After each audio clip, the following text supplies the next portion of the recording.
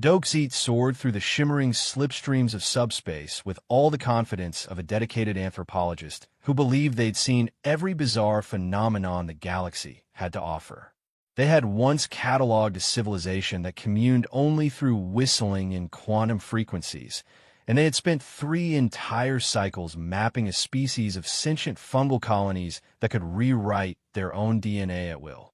Yet, as they read over the assignment data from the Galactic Research Council, their 4 sensory tendrils twitched with unconcealed skepticism. Earth? Humans? The notoriously backward species that still used crude combustion engines and dined on genetically questionable animals?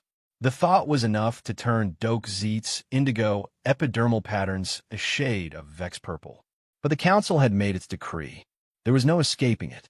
The data packet was incredibly sparse for such an urgent matter, consisting mainly of a cryptic directive: investigate the phenomenon of humans repeatedly stating "hold my beer" immediately prior to performing near-impossible stunts, and determine if this phrase is linked to an unidentified probability-altering effect. Initially, Dokes found it laughable. Surely, no rational species could bend reality just by uttering a short sentence. The Council, however, was not in the habit of issuing comedic assignments. Their telepathic briefing had used expressions like statistically unfeasible success rates and cultural trigger for quantum disruption, terms so incongruous that even Dokes had to pause and think. Over thousands of planetary missions, they had never heard of any society that unwittingly tampered with the very fabric of physics simply by means of a casual verbal exchange. Soon, Dokes' vessel emerged from the swirling geometry of the jump corridor, the Earth star shining bright in the distance. A few more hours in standard FTL flight, and they'd be in the planet's orbit. The plan was straightforward: adopt a human disguise, integrate among Earth inhabitants, and gather direct observational data. The challenge was that nothing about humans was ever as simple as the record suggested. Tales about Earth's chaotic societies were legendary among Zarian anthropologists, who regarded humans as borderline ungovernable. But the Council was adamant. The rumor of "hold my beer" needed verifying, especially as certain less scrupulous species might exploit any cosmic loophole for their own benefit. Dokes tried to calm their swirling thoughts. Physical infiltration was second nature. Zarians could biologically camouflage themselves with a specialized organ that reconfigured bodily structures to approximate another species. The real struggle would be cultural infiltration. Humans were infamous for their unpredictability, their shifting social cues, and their odd desire to impress peers with reckless feats. This very combination, it seemed, was at the heart of the phenomenon. When Dokes finally arrived in orbit, they keyed in the coordinates for a region called Midwestern United States, flagged by the Council's observers as a hotbed of "hold my beer" episodes. According to a few of the research notes, gatherings known as county fairs, dive bars, and football tailgates tended to produce a startling frequency of the phenomenon. With a flick of a console switch, Dokes initiated the planetfall sequence.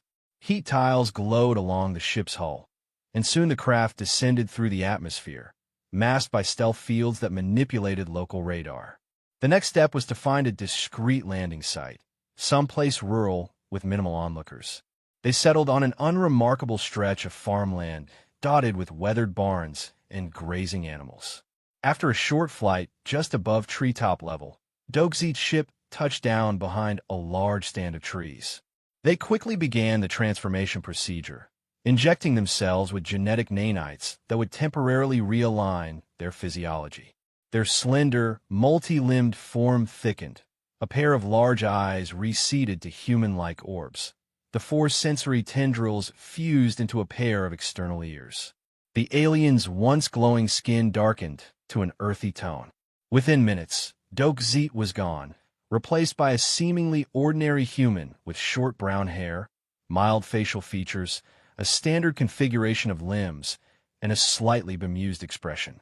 Emerging from the cover of trees, Dokes practiced walking. The bipedal stance felt awkward, like balancing on stilts. Each step demanded conscious effort, But the nanites would soon refine muscle memory. They'd left the ship on autopilot camouflage mode, so it should remain undetected unless a curious farmer stumbled upon it. Next came the equally crucial task of attire. Dokzit had brought a satchel of Earth clothing gleaned from prior research expeditions, a pair of well-worn blue jeans, a t-shirt emblazoned with the logo of a local sports team, and some battered sneakers. That almost fit. Striding along a gravel road, they mustered as casual an expression as possible, hoping to blend in. A half-hour's walk brought them to a dusty county fairground. Colorful signs announced a local festival. Perfect. The council's notes had indicated that county fairs were prime territory for Hold My Beer sightings, thanks to the abundance of carnival rides, demolition derbies, questionable fried foods, and plenty of cheap beer. As Dokzit approached the fair entrance, the cacophony of sounds assaulted their newly formed human ears. Raucous laughter, whirring machines, tinny music, and barkers yelling about funnel cakes and ring toss games. The smell was equally overwhelming. Sizzling grease, livestock, and the sweet tang of cotton candy. Dokzit swallowed their surprise and entered the gates. They wove through throngs of humans, all engaged in various amusements. A ring of onlookers had formed near a ride that flung people around in a spinning metal contraption. Dokzit drifted closer, activating a hidden recording device. A few people clutched plastic cups of foamy liquid. Could this be the famed beverage? A sudden commotion drew Dokzit's attention. A lanky man in a baseball cap was handing his drink to a friend. "Hold my beer," he said with a grin, the words slurring slightly. The friend took the cup, rolling his eyes. The man jumped the barrier of the ride, calling to the attendant to crank it up. He climbed aboard and stood upright as the ride accelerated. By the laws of physics, he should have been thrown off in seconds. Instead, he somehow maintained perfect balance, arms spread wide like an acrobat. The crowd gasped, half expecting him to go flying. But unbelievably, he performed a short dance, hopped down as the ride slowed, and sauntered back to claim his beer. Applause rippled through the small crowd. Dokzit's heart pounded. Their recording device was going wild, displaying anomalies in gravitational stress factors. By all rational accounts, that man should have been pitched onto the concrete, but he'd emerged unscathed. This was exactly the phenomenon the council had flagged. Still, was it chance? A fluke? The data suggested otherwise. Determined to see more, Dokzit drifted around the fair, stopping whenever they saw a group of people engaged in daring antics. Time after time, that phrase, "hold my beer," signaled someone was about to do something physically ill-advised. More often than not, they pulled it off, leaving the watchers howling in astonishment or delight. As the sun sank below the horizon, Dokzit found themselves at a rickety wooden table, sampling some local fried foods, purely for cultural research, of course. The translator implant in their ear picked up countless snippets of conversation, people bragging about how last year they'd drunk a whole gallon of lemonade in one go, or how they'd ridden the mechanical bull backwards. Each time, the subtext was the same: a human who decided to push the boundaries of safety and reason to impress their peers. The next morning, Dokzit woke up in a cheap motel they'd rented for the night, the odor of stale carpet mingling with a faint whiff of leftover grease from the fair. They quickly compiled the previous night's observations, uploading the data to a portable analysis device. Over breakfast, a question swirled. Was it the beer itself? The chemical composition?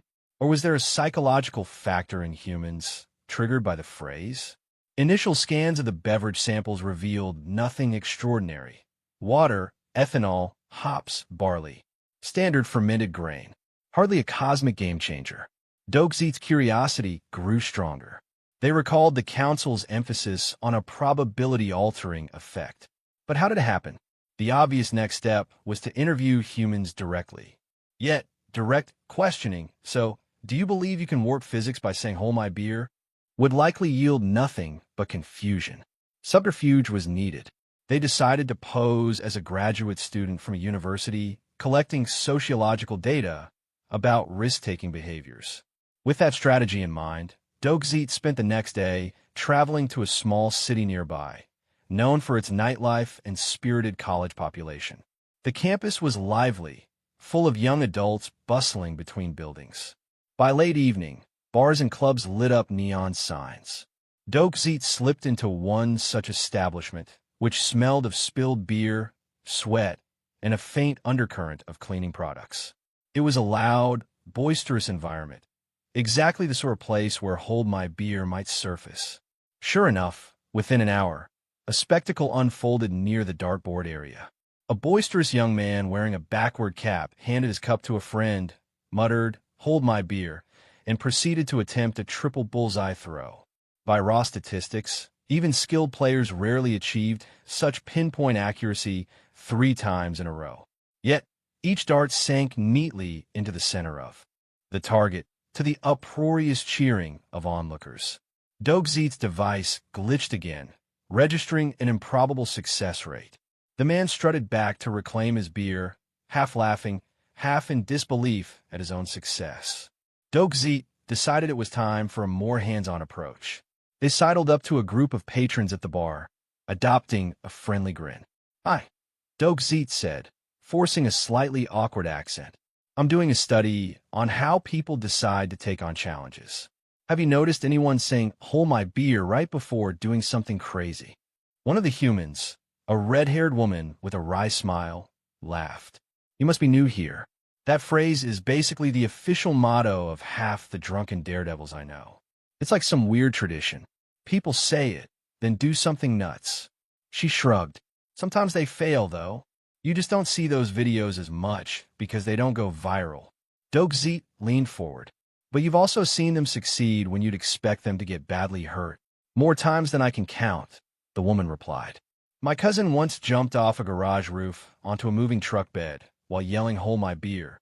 Landed fine, sprained an ankle, but still stuck the landing. Swears he wouldn't have managed if he hadn't, declared first." Intrigued, Dokzit pressed for details, but the woman could only offer anecdotes. Everyone seemed to treat it like some comedic ritual. At the end of the evening, Dokzit had gleaned dozens of stories, but no concrete explanation. It was time to set up a more formal base of operations. Over the following week, Dokzit scoured classified ads for a barn or storage facility to rent in the countryside. Humans had a habit of stockpiling old farm buildings, ripe for weird entrepreneurial use. Dokzit eventually found one, a weathered barn on the outskirts of a small town, half filled with dusty tools and rusting machinery. They rented it under the guise of creative pursuits, then spent 2 days setting up hidden equipment, scanners, and a small desk with multiple monitors. The place looked, to an untrained eye, like the lair of a conspiracy theorist who believed aliens were controlling the government. The irony was not lost on Dokzit, who was indeed an alien, albeit not controlling anything except their personal research. The deeper they dug, the more puzzling the phenomenon became. Incidents recorded around the globe followed the same pattern. Someone uttered "Hold my beer" or a variant like "Watch this" or "Hold my coffee" in front of peers, then executed a stunt with an improbably high success rate. The stunts ranged from dangerous vehicle jumps to precarious balancing acts to outrageous feats of physical endurance. Beer itself wasn't even mandatory, though it often served as the symbolic object to be handed off. The essential element appeared to be the audience's attention and the subject's desire to show off. Dokzit meticulously cross-referenced data from hundreds of eyewitness accounts, scanning for any scientific correlation. Changes in local gravitational fields, spikes in electromagnetic energy, subtle cosmic rays. Nothing. But one dimension stood out: the psychological. Brain scans of willing volunteers. Dokzit had bribed a few participants with gift cards to stand inside a portable scanner, revealed a surge in adrenaline, dopamine, and heightened focus. Possibly, that combination suppressed normal inhibitions. Yet, even factoring in elevated reaction speed, it still didn't account for the outlandish success rates that defied standard probabilities. The anthropologist in Dokzit realized this might be more than a mere hormone rush. Humans, they surmised, might be engaging in a kind of self-fulfilling prophecy. By loudly proclaiming they were about to do something impressive, They invoked a wave of social expectation that provided psychological fuel. And humans were social creatures, often more afraid of embarrassment than physical harm. The words "hold my beer" acted like a catalyst, a mini ritual, tricking the participant's brain into surpassing its usual limits. But could that alone warp physics?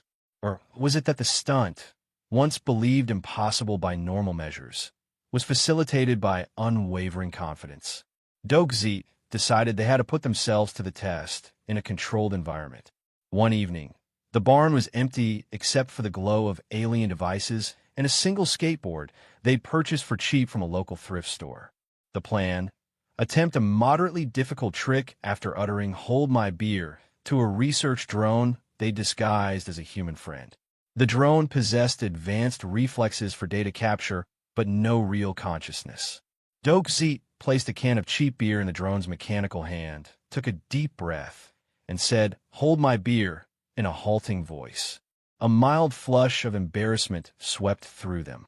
Then they kicked off on the skateboard, heading toward a makeshift ramp made of plywood. By all logic, a being who had never used a skateboard should have face planted. Yet, Dokzit found themselves popping into the air, rotating the board beneath their feet, and landing with surprising grace. They nearly toppled at the end, but overall it was a success. Heart-pounding, they stared at the data readout. Improbable. They had no business performing such a trick on the first attempt. Did that prove the phenomenon extended beyond humans? Or had Dokzit's partial assimilation of human neural architecture allowed them to mimic the effect? The next day, Dokzit woke with sore muscles but an exhilarated mind. They rechecked the barn scanner logs. Something unusual had occurred in their own brain. The device recorded a spike in neural patterns typically associated with humans facing adrenaline-laced challenges. The "hold my beer" statement, combined with the knowledge that the drone was watching, seemed to have triggered an altered state that overcame normal caution. A beep from the comm device signaled an incoming message from the council. Dokzit grimaced. The council was demanding a status update. They wanted to know if the phenomenon was real, how it worked, and whether it presented any threat to interstellar security. Trying to find a polite way to say, "I think humans are tapping into a weird mixture of social bravado and quantum weirdness," Dokzit typed out a careful summary. They avoided all mention of their personal experimentation, not wishing to raise eyebrows. Then they concluded with, "More research required."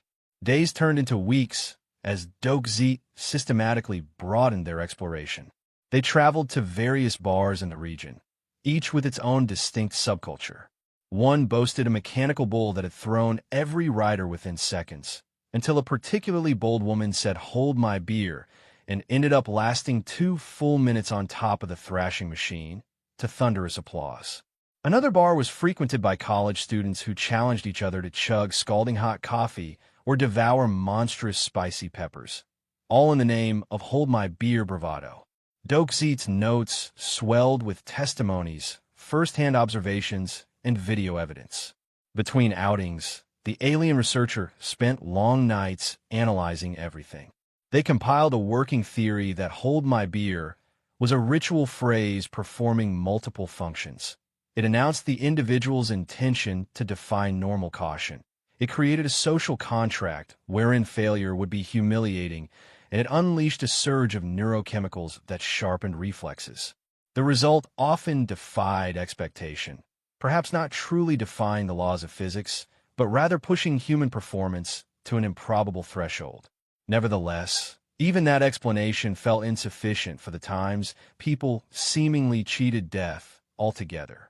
Probability alone could not explain certain borderline miraculous stunts. Dokzit's anxieties grew, especially as they realized the council was on the verge of demanding a full, in-person briefing.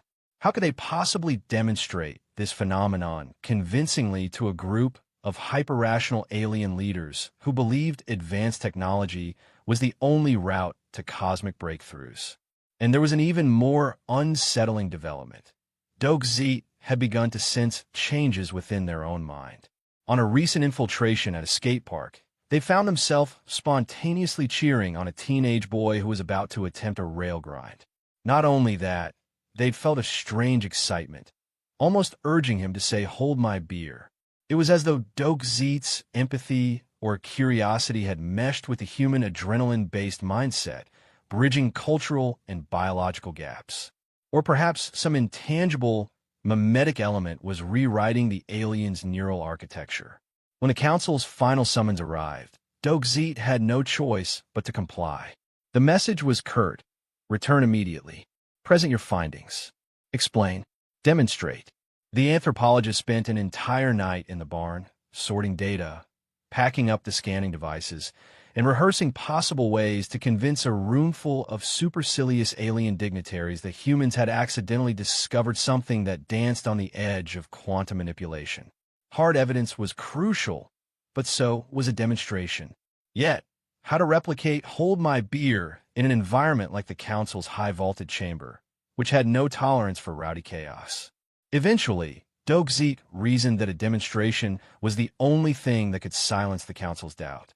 They also felt a peculiar buzz in the pit of their stomach, a tingle of anticipation that felt oddly human.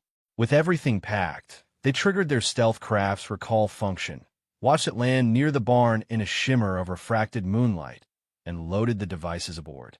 Within a few hours, Dokzit left Earth's atmosphere, carrying not just scientific data, but the intangible excitement that only a species like humanity could inspire.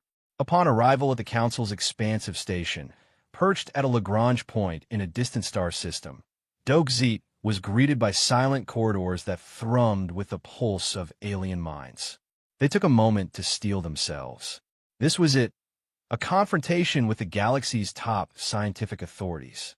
As they entered the main chamber, a dozen or so beings from various starfaring species turned their attention to the returning anthropologist. Chief among them was High Researcher Vorkyle, a serpentine Silverian with shimmering scales that telepathically conveyed waves of skepticism. Dokzit began to speak, summarizing how humans engaged in acts that suspended normal limitation whenever they declared "hold my beer." Polite snickers echoed through the telepathic link. The Council was not impressed. They demanded proof. They asked in blunt terms how an underdeveloped species addicted to fossil fuels could possibly stumble upon a phenomenon that more advanced civilizations had never discovered. Pulling a contraband canister from their satchel, Dokzit stepped forward. Inside was a replica of Earth's beer, synthesized from the chemical analysis. The Council murmured disapproval, as outside beverages were frowned upon in official proceedings. Dokzit's voice, however, rang out, steady and determined. "Hold my fermented nitrogen beverage." The words echoed in the vast chamber, so incongruent with the august setting that several delegates flicked their appendages in annoyance. But what followed shocked them all. Dokzit executed a series of complex tasks that no single being should have been able to perform simultaneously. They recited archaic stanzas of extinct cosmic poetry, ran a multi-dimensional calculation on the Council's quantum slate, and performed a graceful midair flip despite the station's artificial gravity. Each action individually was challenging. Done together in perfect synchronization, it verged on the impossible. The watchers gaped. A stunned hush fell over the entire assembly. Dokzit landed lightly, panting, heart pounding with a mix of terror and exhilaration. The demonstration had worked. The phrase, the social pressure, the intangible synergy had fused, allowing them a fleeting moment of supernormal capability. High Researcher Vorkyle's telepathic expression wavered between awe and indignation. "This defies rational explanation," the Silverian said, voice quaking. "How did you achieve that feat?" Dokzit set down the canister, struggling to gather breath. "It's the phenomenon I've been studying on Earth. Humans discovered it by accident, using social bravado and personal psychology. If you understand the context of the ritual, if you truly believe in that instant that you must not fail in front of your peers, it seems to override certain limitations." The Council erupted in mental chatter. Some insisted there must be a hidden device, a form of advanced technology. Others recalled how the Council had historically dismissed the concept of social rituals as mere superstitions. Yet here was living proof that these rituals might tap into something deeper. Another researcher demanded a full neurochemical analysis. Others predicted chaos if words spread to unscrupulous factions. After all, if one short phrase could facilitate improbable success, entire power balances could shift. Dokzit spent the following hours, and then days, presenting recordings, testimonies, and reams of data about the stunts performed by humans. They displayed slow-motion videos of skateboard leaps, bungee jumps, mechanical bull rides, each prefaced by that magical phrase. The council members grew more and more incredulous until they reached the tipping point of acceptance. The phenomenon was real, and it was replicable at least by an individual who had immersed themselves deeply in the hold my beer mindset. Dokzit admitted that their own biology had adapted after spending so long observing humans, hinting that the effect might require a certain assimilation of the cultural meme, not just an intellectual understanding. In the end, the council realized they could not bury this discovery. Humanity's improbable tradition was already embedded in their global culture, unstoppable and viral. They passed a resolution to officially reclassify Earth as a potential reality influencing society, a rating typically reserved for advanced technological civilizations that had unlocked quantum manipulations. The irony was thick. Humans had done it unwittingly through a centuries-old tradition of drunken one-upmanship, jokes, and peer pressure. Dokzit submitted a final comprehensive report, concluding that Hold My Beer was not a literal warping of physics, so much as it was a psychological phenomenon that occasionally enabled borderline miraculous feats. The effect hinged upon crowd involvement, personal daring, and a culturally ingrained disregard for caution once the ritual words were spoken. In rare extremes, it appeared to go beyond mere adrenaline, nudging the boundaries of probability, though the exact mechanism was still not entirely understood. While advanced worlds had developed probability engines through technology, humans had discovered an ad hoc, unpredictable equivalent through sheer bravado. As the session ended, a junior researcher from an aquatic planet approached Dokzit privately. Is this phenomenon truly unique to humans, or might we replicate it too? Dokzit shrugged. I suspect any species capable of grasping the cultural impetus behind the phrase could replicate it, at least in theory. The trick is truly believing in that social contract. It's not about the words themselves so much as the intention behind them. The Council authorized further studies, carefully controlled experiments to see if other species could adopt the hold my beer effect under laboratory conditions. Dokzit was appointed the lead investigator, much to their own surprise. In a single assignment, they had gone from reluctant anthropologist to the galaxy's foremost expert on the strangest corner of human culture. And though they missed Earth's chaotic energy and oddly enjoyable fried foods, they suspected they would soon return to that little blue planet to gather fresh data. The phenomenon would undoubtedly evolve, as humans were never content to leave tradition untouched. Weeks later, Dokzit found themselves alone in an observation deck, gazing out at the swirling cosmos. Their mind wandered back to the night they'd stepped on a skateboard and proven that even a Zarian could harness the intangible social magic of Hold My Beer. The memory filled them with a sense of wonder.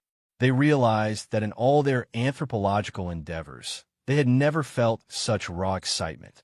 This intangible synergy between mind, body, and peer pressure was a testament to how culture and belief could transform even the most rational, evidence-focused scholar.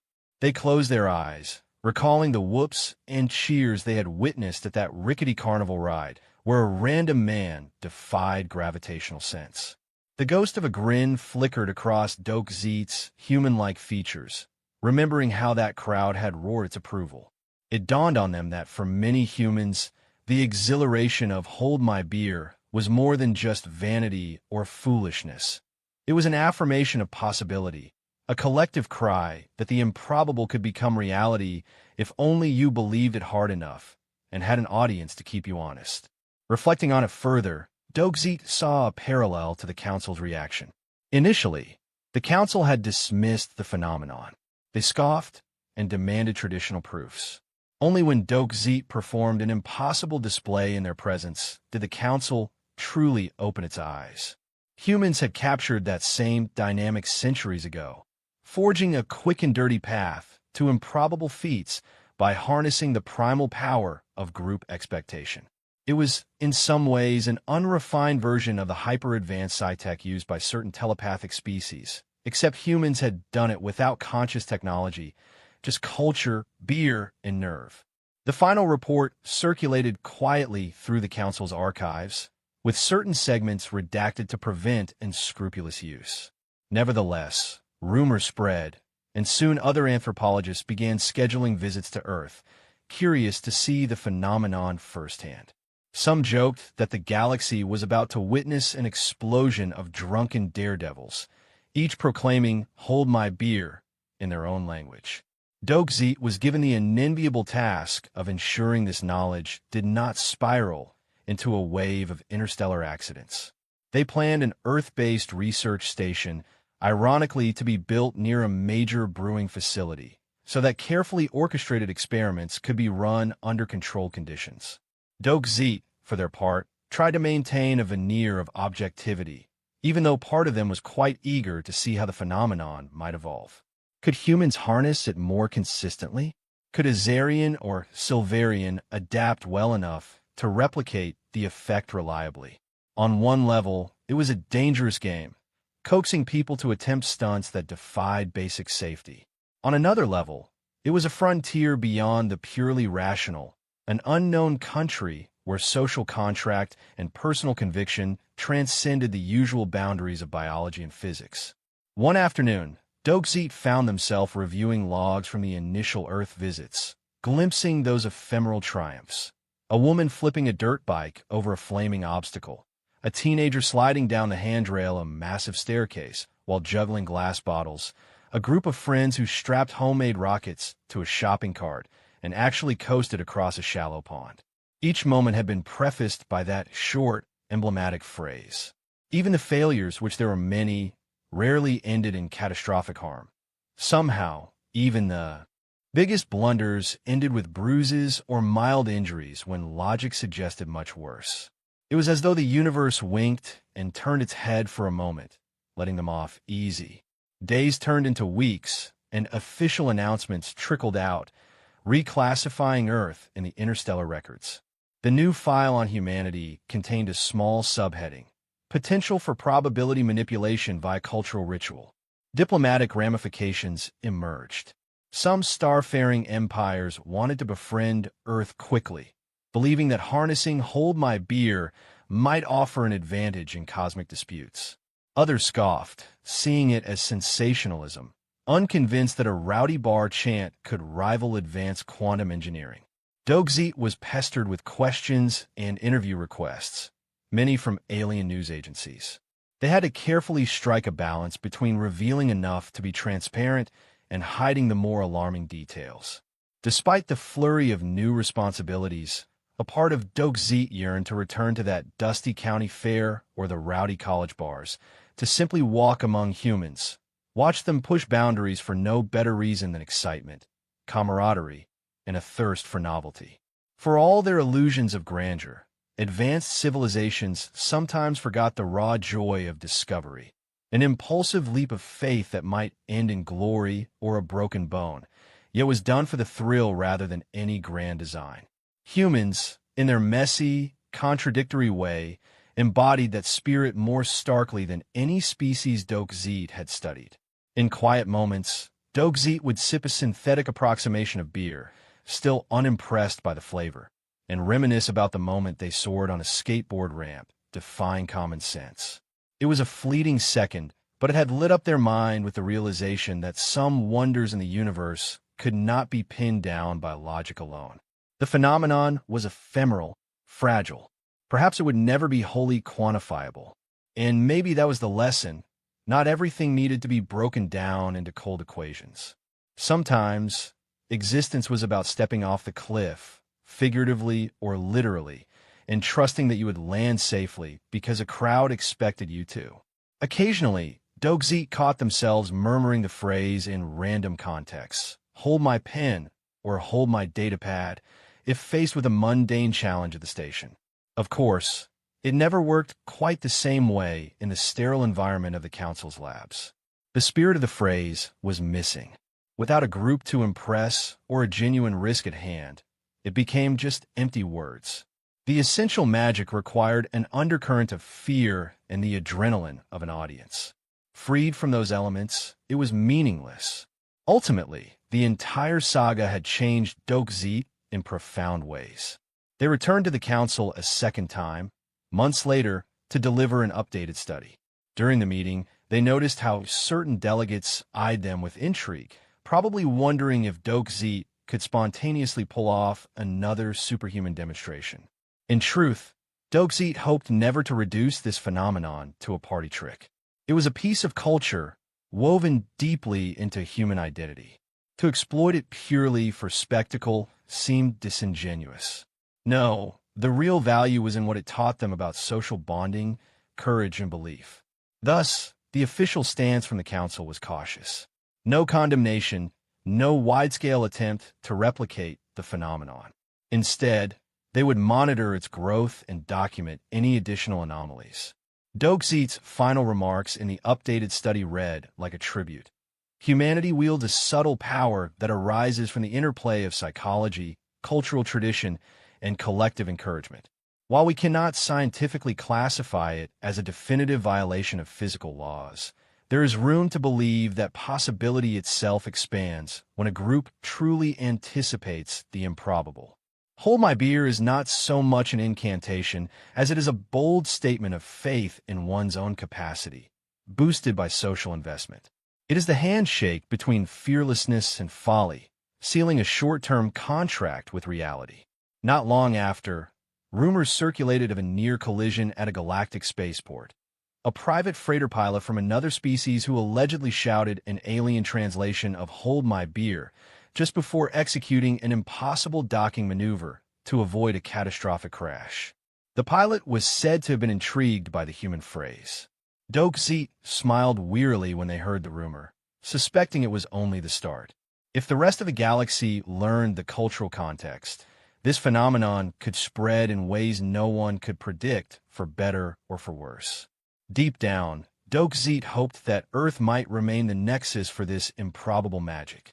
Despite the potential for chaos, the phenomenon also reminded people, humans and aliens alike, how exhilarating it could be to chase the impossible. The next time the anthropologists visited Earth, stepping off their cloaked vessel, they found themselves near a small festival by a lake. The air smelled of hot dogs and smoky grills. People laughed, shared jokes, and sipped drinks under colorful string lights. Dokzit strolled along, an unnoticed outsider, and yet no longer entirely alien to their ways. Off in the distance, a commotion broke out. One man was gesturing toward a precariously narrow pier, evidently planning to ride a bicycle across it. His friends were egging him on, shaking their heads while also encouraging him. Sure enough, the fateful words rang out, "Hold my beer." The crowd hooped, phones rose to record, and the man set off, pedaling across the slippery boards. Most onlookers expected a comic splash. Instead, the cyclist somehow kept balance, made it halfway, nearly toppled, then recovered, completing the crossing to rapturous applause. Dokzit's heart pounded with that familiar sense of awe. Sometimes, improbable events failed spectacularly, leading to mild injuries and comedic failures. But the fact that it ever worked at all was enough to keep the tradition alive. It was a self-perpetuating loop of shared bravery and the willingness to gamble on one's own ability. Watching the crowd cheer, Dokzit quietly felt the same stirring that had engulfed them on the skateboard ramp. They realized that, without meaning to, they had become part of this phenomenon. Another soul enthralled by the uncertain, dizzying thrill of believing that maybe, just maybe, you could pull off the impossible. Slipping away before curious eyes spotted them, Dokzit reflected on how far they had come from that initial dismissal of Earth as a backwater planet. A species that discovered probability manipulation by swagger and showmanship, Perhaps it was exactly the kind of cosmic joke that reminded advanced civilizations not to be too proud. The universe, after all, had a sense of humor, and humans had stumbled onto the punchline long before anyone else realized there was a setup. That evening, Dokzit made a final note in their personal log, a sentiment they never would have expressed before encountering Hold My Beer. Sometimes, progress isn't about rigorous invention or carefully tested theories. Sometimes, it's about flinging yourself into the unknown with a laugh, a dare, and a trust that the presence of your peers forms a soft barrier between you and disaster. As improbable as it seemed, it was real enough to matter, and that was the most important discovery of all. By the time they returned to their ship under the cover of darkness, Dokzit found themselves humming a little tune they had heard at one of Earth's local fairs, an upbeat melody that spoke of adventure, hope, and a touch of reckless courage. With that tune in mind, they rose back to orbit, setting course for the Council once again, ready to present the next round of data. But this time, there was no frustration in their expression, no flash of purple annoyance across their skin. Instead, there was a quiet excitement, the kind that can only be felt by someone who has glimpsed the strange and profound ways that life refuses to be neatly categorized. In that moment, Dokzit realized they truly understood humanity in a way few outsiders ever would. The reason humans say "hold my beer" before tackling the impossible is not because they revel in foolishness, though arguably they do enjoy it, but because in that charged instant of communal daring, they briefly unlock a facet of reality that remains closed to those who always tread carefully. By handing off their beer, they remove any physical or metaphorical excuse to hold back. By drawing an audience, they create a stage in which the improbable is demanded.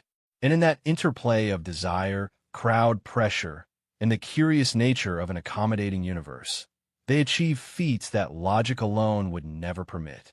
Somewhere on Earth, another raucous fair or smoky bar was erupting in cheers as another intrepid soul called out those four memorable words.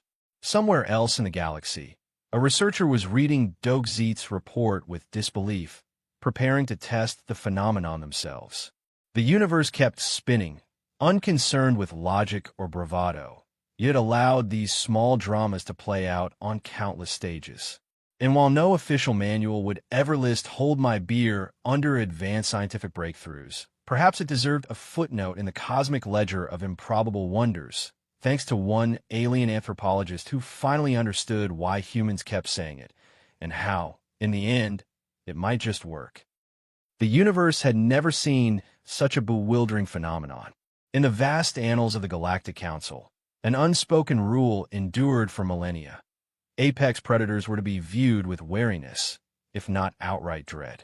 Every species that had achieved interstellar travel abided by that principle. Most civilized cultures, upon discovering a new world, learned to shun or eradicate any beast with the capacity to tear flesh or stalk prey in the darkness. In their collective experience, letting a carnivorous creature anywhere near one's settlement, or worse, one's family, was a recipe for bloodshed. And so, from the cold seas of the Centauri to the rolling savannas of the Mariki Confederation, apex predators had been relegated to the wilds. Only the foolish or desperate dared approach them. That was how things had always been, until the intelligence agencies of various civilizations began sharing the same scandalous reports. There was a species, a newcomer to the interstellar stage, doing precisely the opposite. This species was rumored to greet its predators with hugs, supply them with comfortable bedding, feed them by hand, and even refer to these terrifying creatures using affectionate nicknames like Fido, Princess, Mr. Whiskers, and Fluffy. Worse still, there were countless vid clips to confirm it.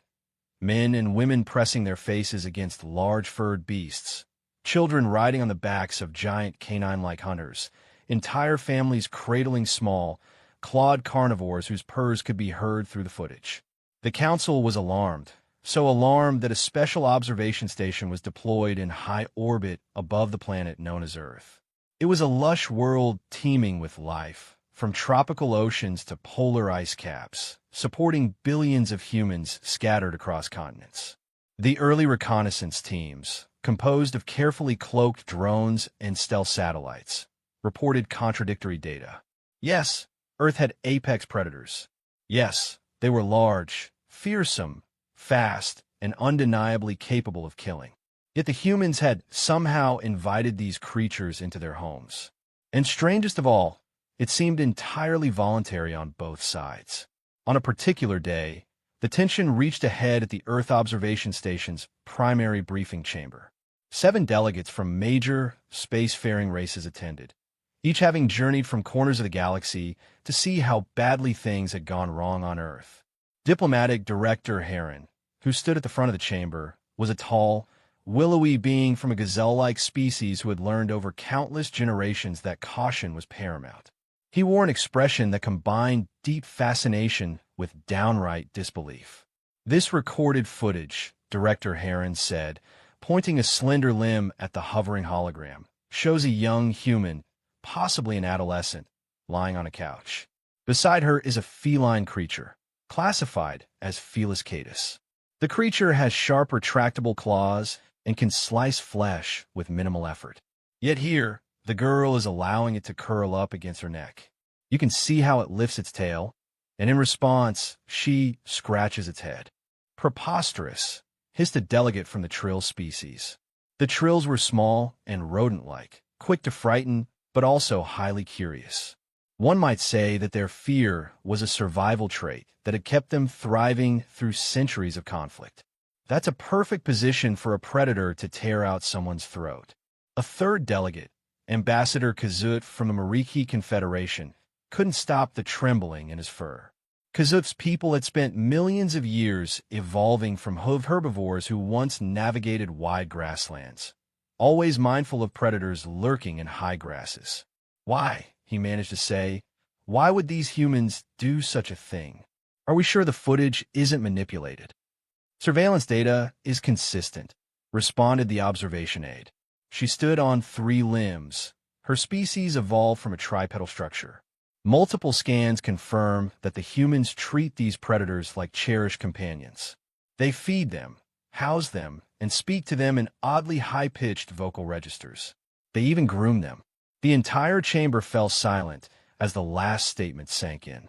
Grooming a predator was considered suicidal across nearly all civilized races.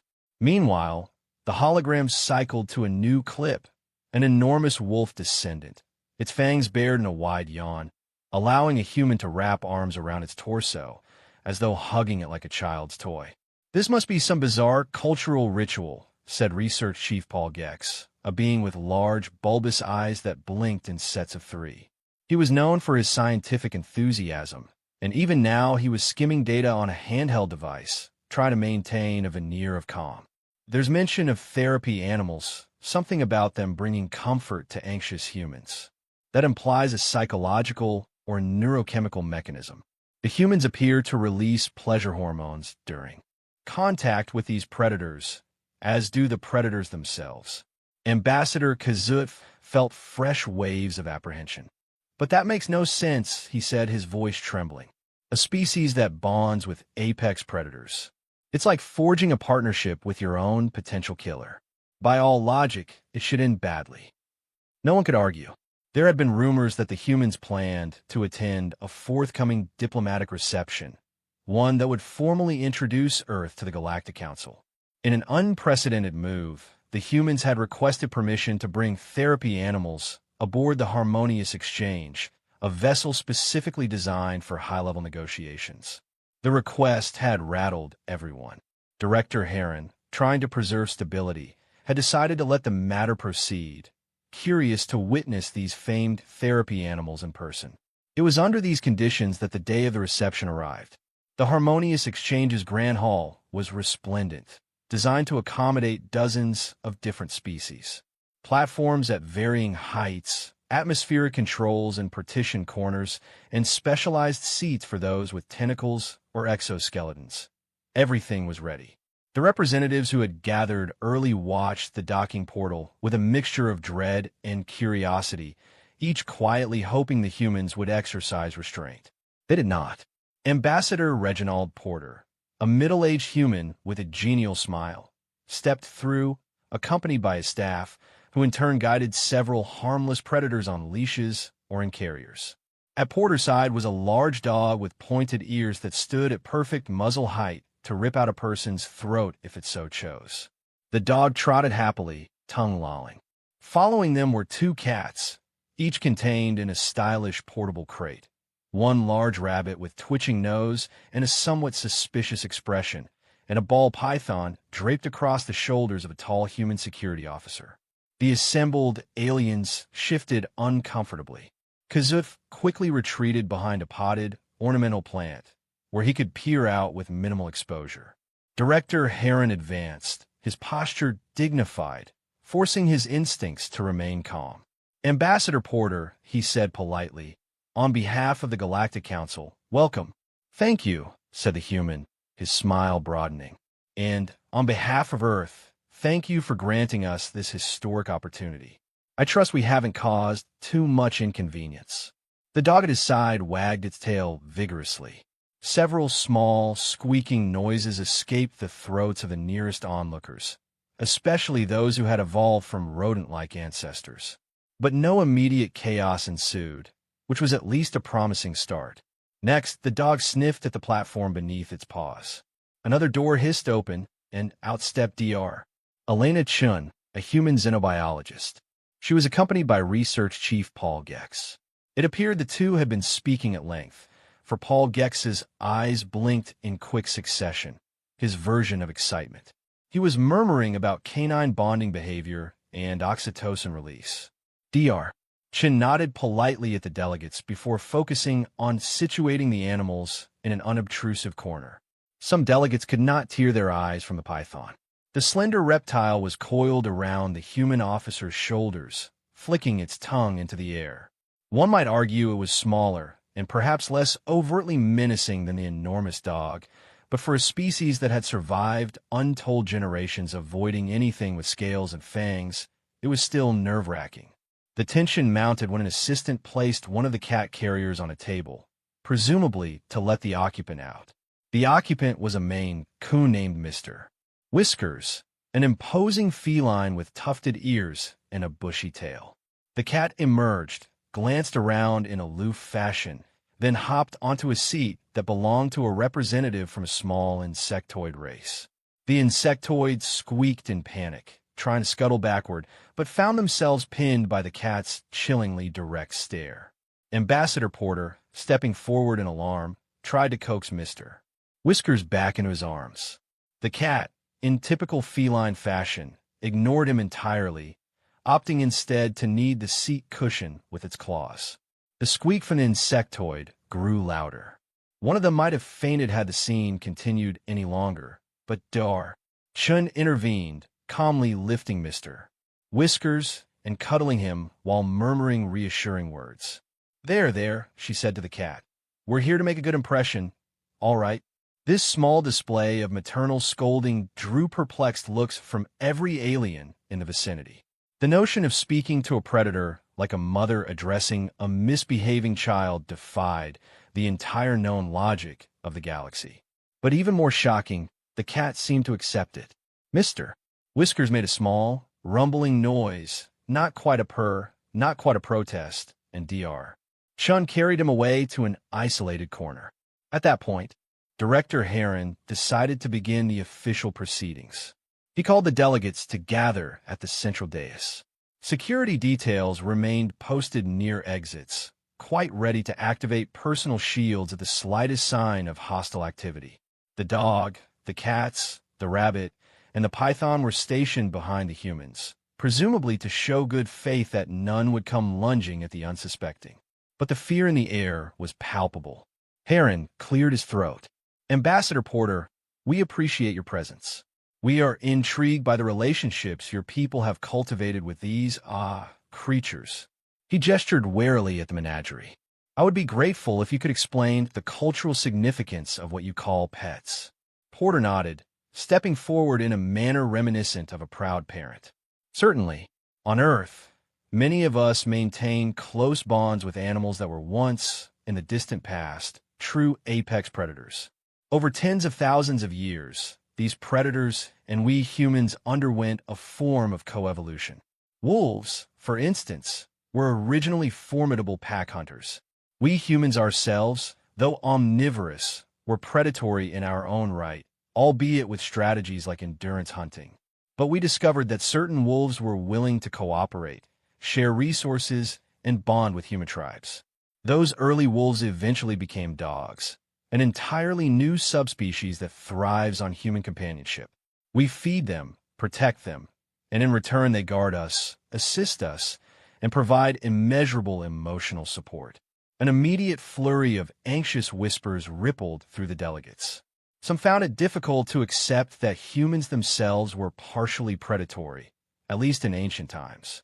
Others were disconcerted by the idea that any apex predator would willingly become docile. Ambassador Kazutf, peering over the leaves of his hiding spot, tried to steady his breathing. He found alarming that dogs were so loyal, so apparently affectionate. It raised the question, if humans could bond with lethal predators, what else might they do?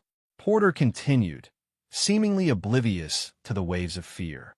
We have countless examples. Domestic cats, originally fierce hunters of small prey, now beloved companions that share our homes. They can still hunt if needed, but many are content to lounge in sunlight and receive belly rubs. We have so many domesticated animals: rabbits, goats, cows, horses, though not all are apex predators, of course. The general principle remains: humans have an innate desire to connect, even with creatures that could be dangerous. He paused, gesturing to the python. This lovely serpent is a ball python, a species that, in the wild, preys on small rodents. But here, raised in captivity for generations, it's become docile, quite used to being handled by humans. We call them pets, but they're more like family members to many of us. The python's flickering tongue and unblinking eyes made many delegates uneasy. Director Heron steeled himself to speak. Ambassador Porter, it has been suggested that this practice might represent a form of weaponization. Could these creatures be some form of bioweapon, trained to lull unsuspecting people into letting their guard down? Porter managed a half-smile, though he seemed slightly exasperated. I assure you, Director, if these animals were weapons, we would not be letting them roam around at a diplomatic reception. They're here because many humans feel more comfortable with their presence. We find them reassuring, especially in unfamiliar situations. Our emotional well-being is often tied to physical contact or proximity with these creatures. The hush that followed was abruptly broken by a small yowl from one of the cats. A caretaker had been attempting to hold it, perhaps a bit too snugly, and the cat voiced its displeasure. A minor scuffle ensued, with the caretaker trying to calm the cat and the cat deciding it was done being held. Nearby delegates nearly jumped out of their seats, images of slashing claws dancing in their minds. Yet the caretaker merely set the cat down gently. The cat flicked its tail, wandered a few steps, and then calmly began grooming itself. The caretaker rubbed a new scratch on his hand without complaint, as though it were perfectly normal. It was almost too much for some onlookers, who whispered about how humans must be masochists. Others tried to rationalize it as a demonstration of trust-building with an otherwise dangerous creature. Paul Gex, standing at the side, grew more intrigued than ever. He stepped forward and addressed Porter. Ambassador, my name is Research Chief Paul Gex. I've been analyzing your data on domestication. Could you tell us more about the mechanism by which these bonds form? Certainly, said Porter, beckoning Dr. Chun to join him. She stepped forward with a datapad in hand. Dr. Chun spoke in calm, measured tones. Her knowledge gleaned from years of xenobiology. We believe the key factor is mutual oxytocin release. Oxytocin is a hormone associated with social bonding in many mammalian species, including humans. When a dog meets its human's gaze, for instance, both parties experience elevated oxytocin levels, similar to a parent-infant bond. Over millennia, humans selectively bred dogs that were more attuned to our expressions and emotions. The same is true of domestic cats. though they retain more aloof behavior compared to dogs. We took creatures that were already somewhat social or capable of forging attachments in packs and integrated them into our own social structures. Kazutf, who had finally crept out from behind the plant, ventured a question. So, you convinced these predators not to see you as food? Elena nodded. Partially, but it wasn't just convincing. It was also them convincing us to continue caring for them. It was a mutual adaptation. Early humans found it beneficial to have allies who possessed keen senses, agility, and natural instincts for hunting or protection. Over time, we formed a close-knit partnership. Now, in modern society, many of us keep pets strictly for companionship. The ambassador's eyes darted warily to the dog, which was now attempting to sniff the foot of a delegate from the centaur species, an octopedal being with 8 large eyes. The delegate looked moments from fainting. Kazutf shook his head in disbelief. Your worlds must be quite dangerous if you trust your fate to a beast. Or are humans simply lacking in self-preservation? Porta gave a soft chuckle. It's true that historically, Earth was dangerous. But I wouldn't say we lack self-preservation. We do have plenty of caution in other areas. We developed advanced medicine, protective clothing, weaponry when needed. But with animals, we discovered that forging a bond could yield powerful benefits. Emotional support, loyalty, service in tasks like guiding the blind, searching for survivors in disasters. And in exchange, all they really want is food, shelter, affection, and a bit of entertainment. Paul Gex's bulbous eyes blinked eagerly. This is extraordinary. Our attempts to replicate domestication with apex predators on other worlds have largely failed. The creatures remain hostile and cannot be tamed in a single generation. Indeed, some species have tried systematically breeding out aggression, with only slight success. Dr. Chin shrugged. It took thousands upon thousands of years for us, and we shared habitats with these creatures. We had constant daily interactions that shaped not just the animal's evolution, but ours as well. Humans are unusually receptive to cross-species bonding cues, to the point that many prefer the company of these animals to that of other humans. A muffled laugh escaped from 1 or 2 human delegates. It seemed there was a kernel of truth to that notion. Director Heron took in a slow breath, glancing around at the dog, the cats, the rabbit, and the python. It was undeniably incredible that none of these lethal-to-the-wrong victim creatures had caused outright mayhem thus far. If the entire reception had not erupted in panic flight by now, it was a sign of slow, cautious acceptance by the alien delegates. The meeting proceeded with formal introductions. Everyone tried to maintain decorum while systematically ignoring the presence of the creatures. A momentary disruption occurred when the rabbit hopped closer to a curious Thrixian delegate. The Thrixians, being insectoid, found the soft fur mesmerizing. One of them tentatively extended a slender appendage, and the rabbit sniffed it before continuing on. That delegate made a quiet clicking sound, which in Thrixian was the equivalent of delighted laughter. Ambassador Kazutf, however, still clutched his personal shield device, scanning the room for any sign of potential aggression. In the back of his mind, he could not forget the ancestral nightmares of sharp-toothed beasts chasing him across the plains. Eventually, Director Heron guided the talk toward official matters. Representatives discussed the possibility of Earth joining the Galactic Council. In principle, they valued Earth's ingenuity and adaptability, but the question of these tamed predators remained a sticking point. How could they trust a civilization that happily embraces the lethal aspects of nature? After a lengthy discussion, the reception concluded. No blood was shed. If anything, the humans left behind a swirl of confusion and curiosity. While some delegates vowed never to step foot on Earth if it was crawling with savage beasts in pastel sweaters, others found themselves strangely fascinated by the concept. Dr. Chun promised to share more data. Paul Gex, for one, asked if he could arrange a visit to Earth's domestic animal shelters. He wanted to see the so-called adoption process in action. In the days that followed, the conversation around Earth's admission to the Council intensified.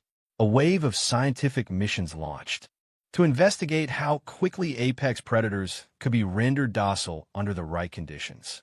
The Zenturi, a tentacled people who live beneath the surface of watery worlds, tried confining a monstrous creature called an abyssal hunter, one of their planet's top predators, and feeding it choice morsels.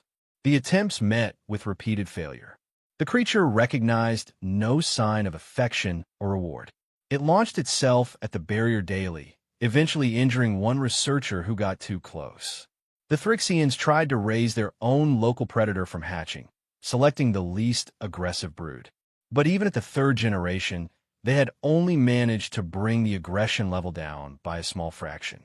Meanwhile, new research data from Earth indicated that domestication hinged on a combination of early imprinting, centuries of consistent interaction, selective breeding, and, most surprisingly, a neurochemical synergy that humans seemed uniquely prone to. Researchers across the galaxy scratched their heads.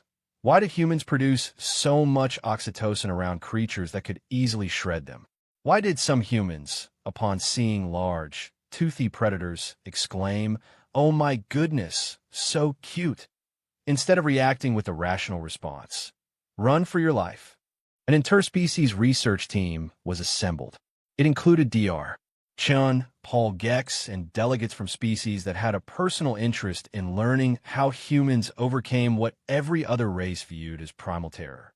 Their work took place partly on Earth, partly aboard advanced research stations. They interviewed families, studied genealogical records of domestic dogs, dissected the evolutionary timeline of cats, and performed chemical analyses on the brain activity of both humans and their pets. What they found was astonishing. Not only had humans genetically molded wolves into a new companion species, dogs had simultaneously molded humans into more empathetic creatures. Over time, the people who responded positively to canine affection had a survival edge in certain communities. That meant a subtle feedback loop shaped both sides.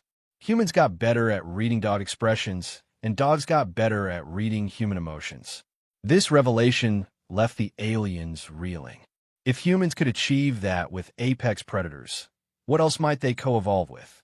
The notion seemed simultaneously thrilling and terrifying. If a race could transform wild killers into beloved friends, might they not also transform the direction of entire societies? In response, the Galactic Council convened a grand session to weigh the implications. More than 200 interstellar civilizations sent representatives. Some arrived in panic, expecting to see humans parading monstrous beasts. Others arrived in wonder, hoping to witness the legendary pet phenomenon. Ambassadeur Porter, Dr. Chun, and Paul Gex prepared an extensive presentation. They unveiled charts of hormone spikes in both humans and animals during play sessions. They displayed the thousands of breeds of dog, from the large working lines that guard livestock to tiny lapdogs with teddy bear faces. They presented cat breeds, including those with folded ears or hairless coats, each a testament to selective breeding. They even showcased lesser-known domesticated species, like miniature pigs and ferrets, eliciting various degrees of shock and confusion from the council. Director Heron, presiding over the session, allowed them to speak freely. A hush fell across the chamber when Dr. Chun addressed the deeper issue. Some among you fear that if we could domesticate predators, we might also use that skill to control other sentient species. Let me assure you that our capacity for forging bonds stems from empathy and cooperation. We aren't interested in taming or enslaving sapient beings. Domestication of animals is a mutual pact over many, many generations. It can't be forced on another intelligence. Even with non-sapient creatures, it requires a willingness on both sides. A fiery response came from a security officer representing a race known as the Velisai. He demanded to know how the council could be certain humans would never attempt to domesticate an alien ally. Porter tried not to look offended. Domestication is not a matter of forcibly capturing a creature and breaking its will. It works because each side, in some fundamental way, gains from the arrangement. With dogs, they gained consistent food sources and safe shelter, while we gained companions and eventually invaluable help in herding, hunting, and protection. There's no analogous scenario in which we would take a fully sentient species and attempt to rewire its instincts. That would be unethical and also utterly impractical. Over time, the skepticism began to thaw.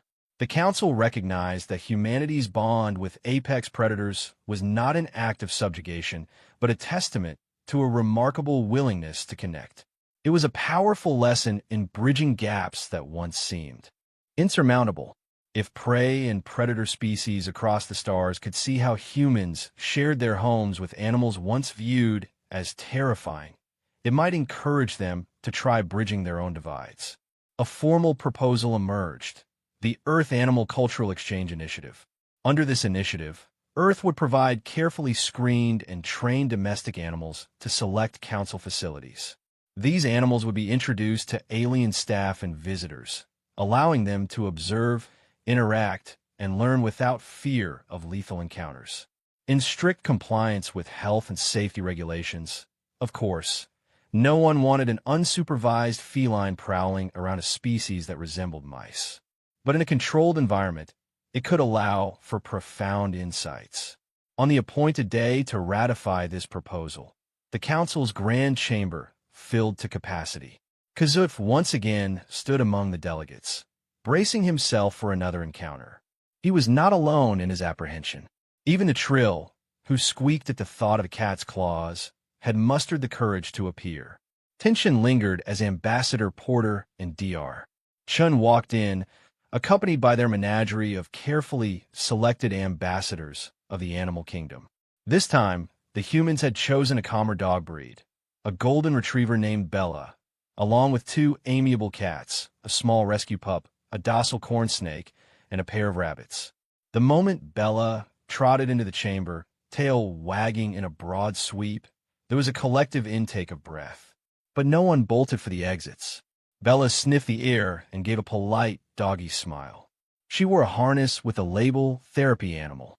One by one, the delegates found themselves inching closer to see if the dog's legendary gentle nature was indeed genuine. Kazuf was among those who hung back, still haunted by old instincts. Yet curiosity tugged at him. He had seen so much data suggesting that these creatures responded to kindness, but he couldn't quite believe it. Paul Gex murmured softly to him, "You should try. Offer your hand. Let Bella sniff you." Kazuf's eyes flicked with uncertainty, but after a moment's hesitation, he extended a cautious hand. Bella sniffed it, her cold nose brushing his fur. Then she gently licked his palm. Kazuf's heart hammered his chest. He had braced for the worst, for a punishing bite, for a snap of jaws, and instead he felt a warm, ticklish sensation. A small chuckle, something foreign to his kind, escaped his throat. Bella wagged her tail harder, shifting her weight as if inviting Kazuf to pet her head. Trembling, he gave her a light pat. The dog closed her eyes briefly in contentment. Kazuf took a step back, eyes wide. He stared down at his hand, half expecting to see injuries. Instead, he saw an odd calmness settle over him. Meanwhile, the cats had been let out of their carriers under careful supervision. One hopped onto a low railing and promptly curled up, ignoring the throng of aliens gawking at it. The corn snake, carried by Dr. Chun, stirred some alarm, though a few delegates observed its docile demeanor. The rabbits proved the least threatening, and Athrixian was fascinated by the softness of their fur, clicking in delight as the rabbits sniffed its carapace. The day wore on, with council business overshadowed by the novelty of these cultural ambassadors. So many delegates lined up with camera devices, snapping pictures of themselves awkwardly touching a dog's fur or letting a cat sniff their clothing. For a moment, it was not official politics that bound them, but the shared wonder of discovering that apex predators, though physically capable of harm, could be domesticated to a state of mutual affection. The meeting culminated in a formal vote. After thorough debate, the Council approved the Earth Animal Cultural Exchange Initiative. Under strict guidelines, small groups of Earth animals would be introduced to various Council stations. No apex predators will be placed where they might trigger panic among species whose entire evolutionary development was shaped by fear of similar creatures. Instead, gentle, well-trained animals would help alien staff gradually overcome that ingrained terror. It would be a grand experiment in cross-species empathy, bridging psychological chasms that once seemed uncrossable. By this point, word had spread rapidly, and some alien scientists clamored for a deeper understanding of how humans had effectively reversed the roles of predator and prey. Others pointed to the potential health benefits. If contact with these animals reduced stress for humans, perhaps it could do the same for other species under controlled conditions. The idea of therapy animals was new to them, but exciting. Of course, not everyone was convinced. A handful of delegates insisted that humans were still suspiciously dangerous. After all, a species that manipulates apex predators might manipulate entire interstellar alliances. And that fear did not vanish overnight. But the seeds of acceptance had been planted. The old dogma that predators must be shunned was beginning to erode. Some weeks later, in a symbolic gesture, a modest ceremony took place on the Harmonious Exchange. This time, it was far smaller and more intimate. Just a handful of representatives who had grown curious enough to seek direct contact with Earth's animals. Among them was Kazutf, who had gradually become more open-minded after hearing Dr. Chen's lectures and seeing the data from Paul Gex's studies. They gathered in a side chamber outfitted to resemble a quiet lounge. Couches, tables, soft lighting, and a carefully monitored environment for the animals. Bella the golden retriever dozed lazily on a rug. The cats prowled around lazily, and the rabbits were busy nibbling on some leafy greens. The corn snake coiled in a corner under a warm lamp. Dr.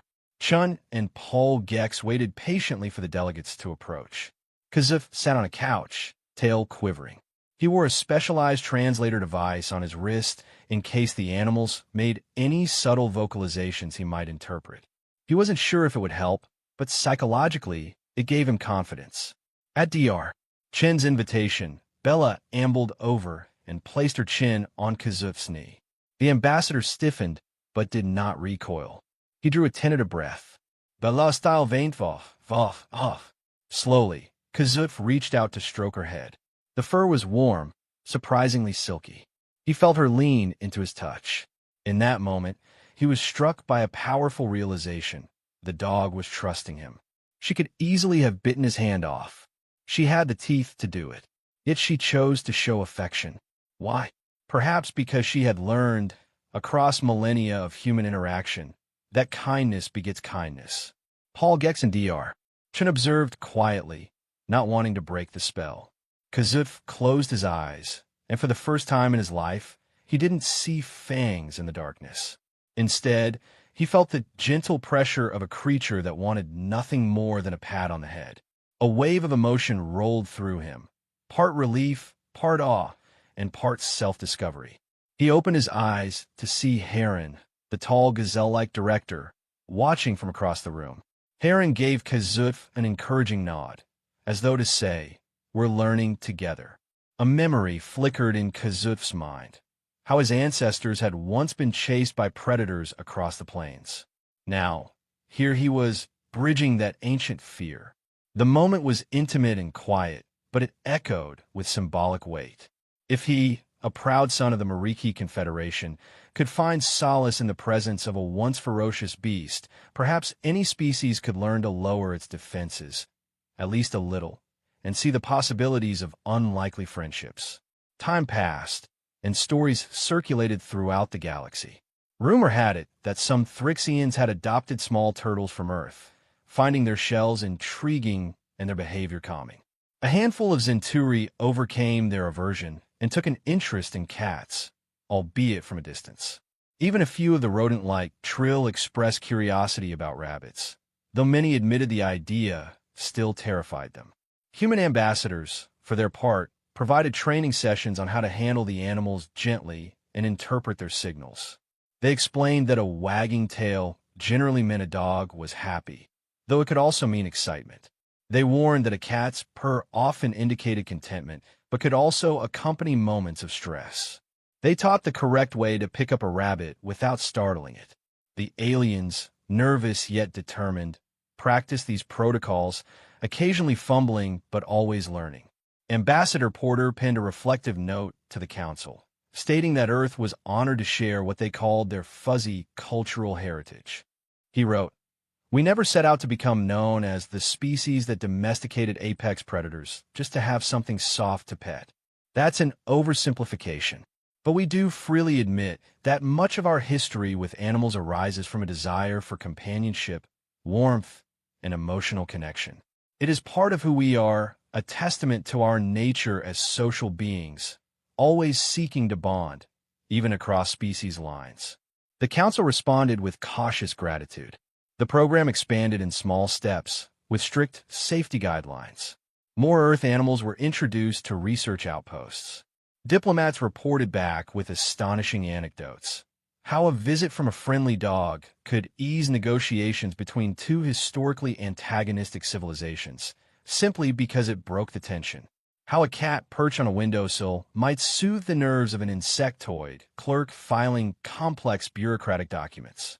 Perhaps the greatest sign of change came from Ambassador Kazutf himself. One day, as Dr. Chun was tending to some administrative forms in a quiet corridor of the Harmonious Exchange, she spotted Kazutf approaching with a newly arrived human security officer. At the officer's heel patted a small, shaggy dog, not more than half a meter tall. To Chen's surprise, Kazutf knelt down, extended his hand, and let the dog sniff him. The dog responded by wagging its tail and licking his fingers.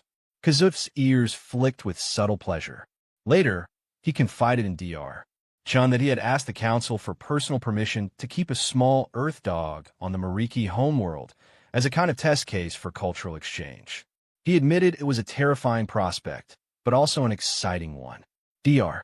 Chun felt a surge of joy, realizing that in bridging the gap between apex predator and skittish ambassador, they had ignited a spark of understanding that could ripple outward to entire civilizations.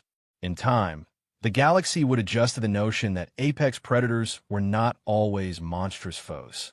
Humans had defied the ancient taboo, forging real bonds with creatures that might have otherwise been their mortal enemies, all due to empathy, patience, and an odd willingness to endure the occasional scratch or nip. The rest of the galaxy began to ask, if humans can do that with beasts, what can we do among ourselves? Could old rivalries be tamed through mutual support, trust-building, and the slow but steady exchange of goodwill? No one expected universal harmony overnight, but the Earth-animal cultural exchange became a touchstone of hope, a small but significant demonstration that even the fiercest lines can be blurred when living beings choose trust over fear. In the quiet moments after official receptions, one could find delegates from different worlds, some from predator stock, some from prey, leaning over to stroke a dog's fur or watch a purring cat need a cushion. They discovered, together, that the line between terror and tenderness was not so thick after all. It wasn't unusual, by the end of that galactic cycle, to walk through the corridors of a major diplomatic station and spot a human official speaking softly to a cat, or a shy insectoid gently offering a treat to a dog. True, there were comedic mishaps, a few spilled drinks when a cat jumped onto a dining table, or a shriek when a dog barked unexpectedly. But these incidents faded in significance compared to the slow, steady acceptance taking root. For Kazutf, the transformation was the most personal.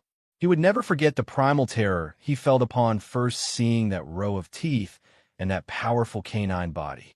Yet now, in his private quarters, he kept a small bed for a new companion. A dog named Clover, a scruffy terrier mix with bright eyes and a surprisingly gentle temperament. The council had allowed it as a test, providing a specialized permit and requiring monthly check-ins.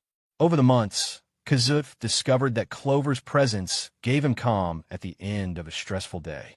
He even found himself talking to the dog as though it could understand more than basic commands. In some ways, maybe it did.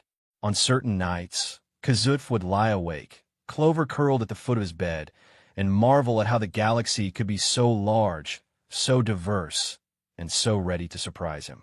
He recalled the first time he ever laid eyes on an Earth dog, fully expecting savage jaws. He remembered trembling in fear, summoning all his courage just to remain upright. And now he was letting Clover nudge her muzzle under his hand for a head scratch. The ambassadors from the old days might have called him insane. He realized that sometimes progress required a touch of madness, or at least a willingness to question primal instincts. In the grand scheme, humanity's arrival on the interstellar stage brought countless changes: new technologies, trade routes, cultural exchanges. But few were as remarkable as this shift in perspective regarding apex predators. Step by step, the taboo eroded. Species that once practiced total extermination policies began to wonder if certain local predators could be partially tamed, or if at least some mutual benefit could be found in carefully controlled breeding programs. Zoological preserves sprang up on multiple worlds, forging alliances with Earth-based veterinarians and animal behaviorists. In official statements, the Council described these developments as tentative but positive expansions of cross-species cooperation. In more casual circles, the rumor persisted that humans simply liked having something fluffy to cuddle, no matter how many teeth it possessed. And while humans might politely protest that there was more nuance involved, most would eventually shrug and say, well, we do enjoy the fluff. After a year of these experiments, Paul Gex published a sprawling research paper titled A Study of Interspecies Oxytocin Mediation in Human Domesticated Apex Predators: Implications for Galactic Harmonization. It became one of the most downloaded documents in the Council's scientific archives. Researchers from dozens of planets referenced it in their own experiments, some attempting to replicate the phenomenon with carefully chosen local fauna. The results were mixed. True domestication would take generations, but at least the door was open. No one would be quite as quick to label it impossible. Meanwhile, Dr. Chun continued her interplanetary work, establishing protocols to ensure no predatory species introduced to a new environment would become invasive or disruptive. She balanced the excitement of sharing Earth's beloved animals with the ethical responsibility of preventing ecological damage. Indeed, the Council mandated quarantines and genetic screenings for any creature leaving Earth. It was a necessity in preserving galactic biodiversity. Back on Earth, a new wave of curiosity emerged about alien species who might have their own curious relationships with local fauna. Humans watched with rapt attention as the Thrixians displayed recorded images of a newly discovered protopet, a skittering insect-like creature that they had begun selectively breeding for docility. In an interview broadcast across Earth, a Thrixian caretaker stroked the shiny carapace of one such creature, which clicked softly in pleasure. Earth audiences cooed at the bizarre but endearing scene, left with an uncanny recognition that they knew exactly how that caretaker felt. Through this ongoing cycle of mutual discovery, the galaxy inched a little closer toward unity. Thousands of light years from Earth, the rumor about humans never stopped being odd. They turned apex predators into cuddle buddies. Yet that rumor, however simplistic, also inspired hope and wonder. If the apex predator could transform into a gentle companion, what other transformations might be possible among the stars? In quiet reflection, Director Heron penned a private memo to the Council leadership. He wrote, "In humans, we find a contradiction so compelling that we cannot ignore it. They are fragile, flesh-based beings who might have chosen the safest path, shunning all risk. Instead, they actively embraced the strongest threats in their environment and nurtured them into allies. This suggests a profound capacity for empathy, courage, or perhaps stubbornness. Whatever the cause, it stands as a model of how fear can be transcended. No official policy mandated that every species adopt Earth pets, but the trend grew organically. Entire cargo vessels were allocated to transporting well-trained dogs and cats across interstellar distances, always with strict guidelines. Some animals were destined for carefully controlled demonstration habitats, others for private individuals who had been granted special exceptions. On one world, a cat cafe for alien tourists became an unlikely attraction, with visitors from across the galaxy pausing to sip carefully adapted beverages while timidly petting a snoozing cat. Occasional shrieks still erupted when a cat unexpectedly decided to leap onto a patron's lap, but more often than not, those shrieks were followed by fascinated chuckles. With each new report of a successful introduction, humankind's reputation evolved. Initially, many had viewed them as reckless or insane. Over time, they gained a new label, bridge builders. The logic went that if humans could empathize so completely with another species' emotional state, despite fangs and claws, perhaps they could empathize just as deeply with fellow sapient beings, even those who appeared frightening or alien.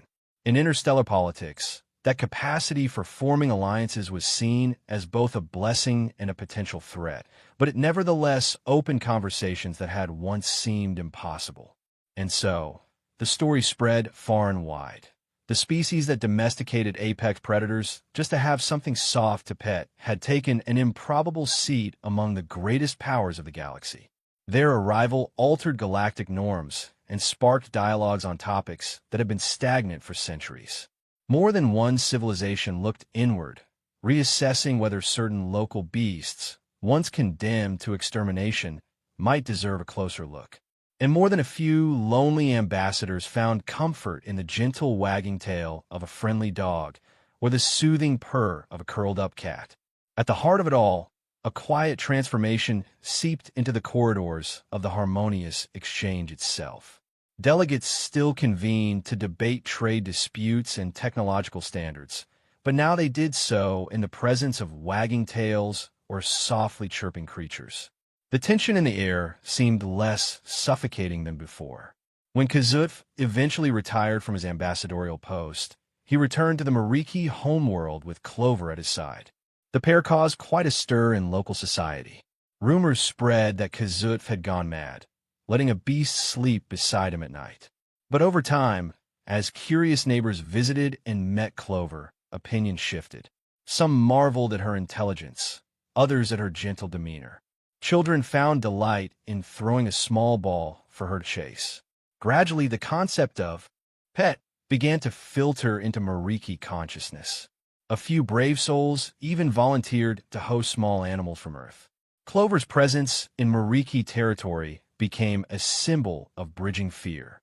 If an ancient prey species could live peacefully with a predator from a distant star, then perhaps old feuds on the Mariki homeworld could be approached differently. Kazutf never claimed he'd single-handedly changed the future, but in conversation, he confessed to friends that the dog's quiet companionship had taught him more about perseverance and empathy than any treaty negotiation. In the final analysis, the phenomenon could not be boiled down to a single factor. It was part biology, part social evolution, and part intangible synergy that defied any chart or data readout. And maybe that was the real lesson for a galaxy so accustomed to clear lines of predator and prey, friend and foe.